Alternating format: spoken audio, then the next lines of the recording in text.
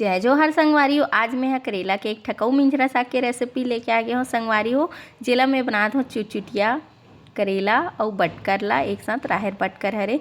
जानत हो ये जो मिंजरा साग है बहुत झन मन खाए नहीं होई, पर बहुत झन के यह पसंदीदा साग भी होई। काबर कि जेन भी एक बार एला खाए होई ना ओला साग हा बहुत ज़्यादा पसंद होई। मोला भी पसंद है। बटकर तो हमेशा मिल नहीं पाए, मिले है तब बनाओ, नहीं तो करेला चुटचुटिया करेला से भी मैं बनाते रहत हो। और संगवारी हो बटकर भी मैं लाए रहे हो ना रहेर ओकर बटकर निकाले हो। तैला चलो बनाथन। बनाए बर मैं हा कढ़ाई में तेल डाल के लहसुन और हरा मेथी के फोरन डाल के करेला ला डाल दो। हरा मिर्ची नहीं डाले हो, नहीं तो खरखरे। काबर की करेला बहुत देर तक भूंजेल पड़ते।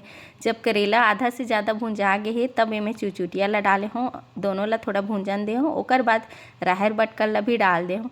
ओकर बाद डाले हो हल्दी मिर्ची धनिया पाउडर, थोड़ा से पानी डाल के मसाला ला अच्छा से भून ले हो। टमाटर नमक डाल के गलाएं, थोड़ा सा पानी डाले हो। जब चफा करे पर धनिया पत्ती डाल दे हो।